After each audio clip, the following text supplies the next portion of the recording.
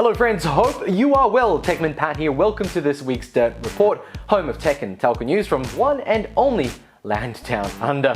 We have some great stories for you today, so sit back, grab a pint or a schooner, depending which side of the country you are, be well and enjoy. And if you do, by the gods, enjoy this episode, then smash that like button.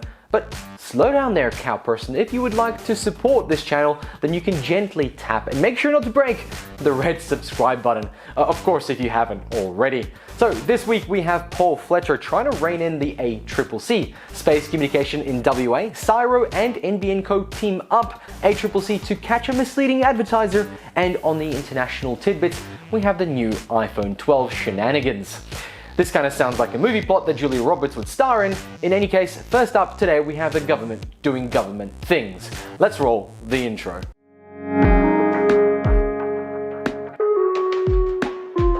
I wonder if Julia Roberts would play Paul Fletcher. In any case, Paul Fletcher is trying to protect his baby, but the NBN is no baby. It's a full-grown adult with issues like everyone else. So this week, Mr. Fletcher has gone out of his way to create some safety nets around the NBN to protect it from the wrath of the ACCC, who, while not perfect in any way, shape or form, has had a history of doing the right thing. So before the ACCC does the right thing to the NBN, Paul Fletcher has outlined a statement of expectations for the ACCC to take into account before going after the NBN. You may be wondering what exactly is a statement of expectations. Well, by definition, it is designed to promote greater efficiency and effectiveness in the administration of enforcement of regulation.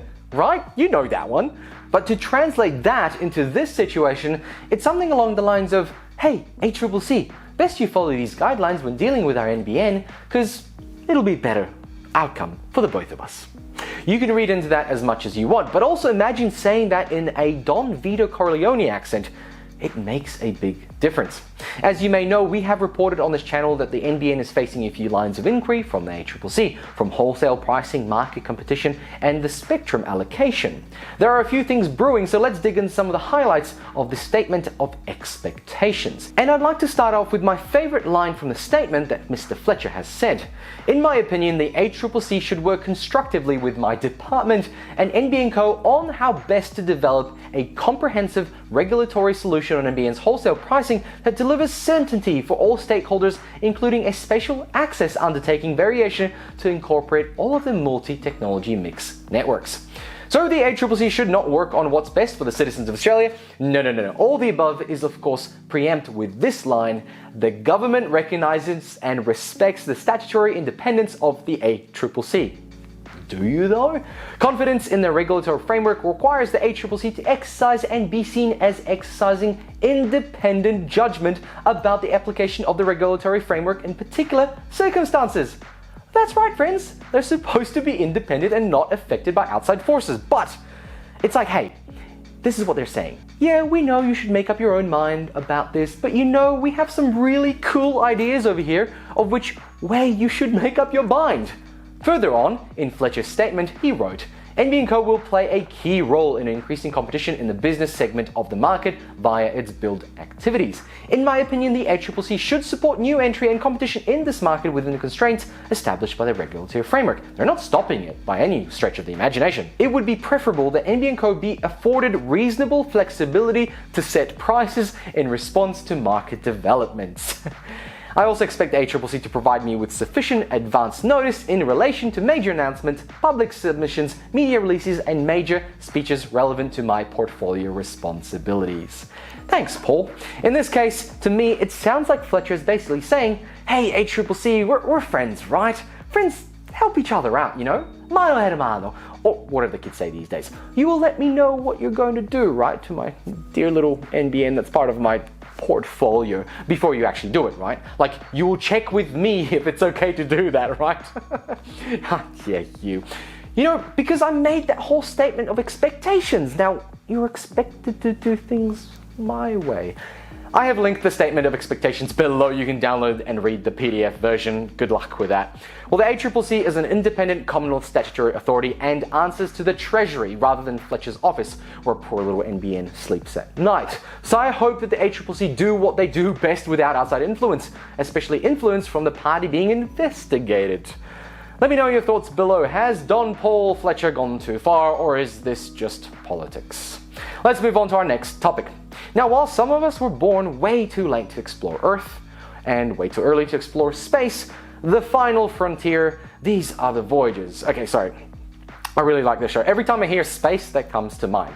So while this isn't clearly Star Trek, like space opera situation, it's still pretty exciting to hear. Western Australia will be installing an optical communication station to communicate with space. Okay, fine, I won't say it again. With space, or rather things in space. So the communication station will be deployed at the University of Western Australia. The station will allow high-speed data transfer between low-orbit devices that sit between 160 kilometers and 1,000 kilometers above the Earth's surface. And also, actually all the way to the moon. And for those following at home, that's about 384,000 kilometers, which is comparable to the distance you feel when driving from Mandurah to Joondalup. So how will they achieve such high-speed data transfers? Well, with freaking lasers, of course. Which reminds me, make sure you're subscribed, because this week we'll be talking about space, lasers, and the internet. Stay tuned for that video soon. Very soon, I'm pretty sure.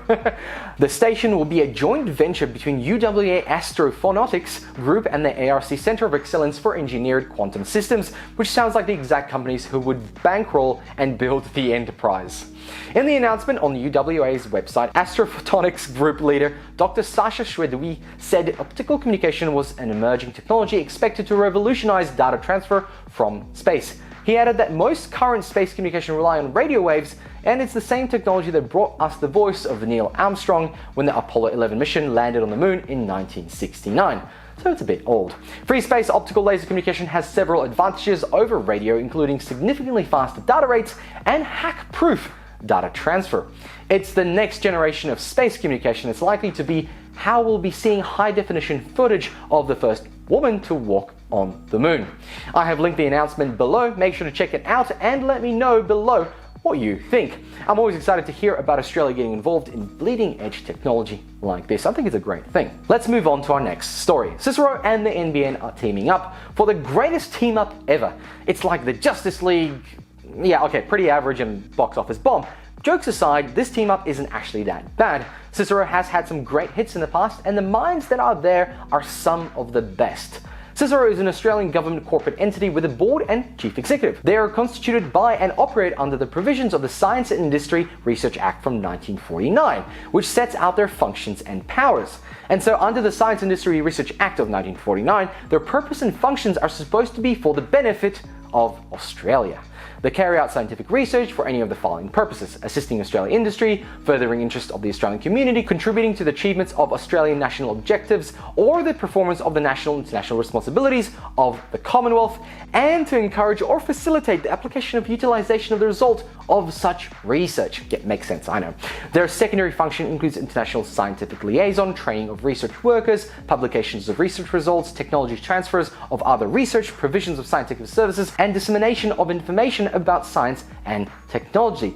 CSIRO works with leading organizations around the world from its headquarters in Canberra, and they maintain around 50 sites in Australia and actually in France, Chile, and the United States, employing about 5,500 people. Now, CSIRO is one of the great Australian innovators. They're the ones who brought you such hits as A4DSP chip Wi-Fi and essential components of Wi-Fi technology, AeroGuard insect repellent, atomic absorption of spectroscopy, biological control of Salvina development of Linola, distance measuring equipment used for aviation, navigation, gene shears, Interscan microwave landing systems for aircraft, Parker's radio telescope, the permanent pleat of fabrics, polymer banknotes, Relenza flu drugs, serum melt lens, phase contrast X-ray imaging, method to use titanium in 3D printing, ultra battery, and my favorite, softly woolen detergent, readily biodegradable for top and front loading machines to be run on a gentle wool cycle. So CSIRO has joined forces with NBN Co to combine NBN's knowledge of broadband traffic patterns with the National Science Agency's analysis and modeling capabilities. Now don't freak out, none of the data will be personally identifiable, but what is the point of all this? Well, the data will be used to explore how people and businesses have used digital technology for work, entertainment, and social life during the human malware pandemic. The hope is the research will ultimately show how we have adopted digital technologies. You see, this is the day the NBN and the ministers behind it find out why people want the internet. up until this point, everyone has been under the impression that it's a fad and will just pass. The press release posted on CSIRO's website is linked below. CSIRO Chief Executive Dr. Larry Marshall said, "The world is an increasingly connected place, and so much of our research in areas ranging from robotics to healthcare is now predicated on being able to share and compute data via broadband networks. The collaborative agreement facilitates the generation of new insights into how we are adopting digital technologies to solve meaningful issues and shape the future in many areas of society. Working with NBN Co, together we can deliver a unique national outcome." I think it's pretty exciting. Data is power in this day and age, and if the information derived from this can help Australia leap into the next technological era, then I'm all ears for it. And eyes, whatever. Oh, I'm happy for it. Maybe one day politicians will use real data to make real good decisions. We can only hope. Let me know your thoughts below. Next up, the ACCC is fighting the good battle, and again, I'm a big fan. This time around, they caught 2 mobile providers who advertised unlimited data plans on social media that turned out to be quite the little falsehood. So this week, Amaysim and Leica Mobile got caught out. Around the 1st of January 2020, Amaysim published an advertisement on its Twitter account which included the statement, "Your mother loves the unlimited mobile data offer from Amaysim," and the hashtag unlimited mobile data.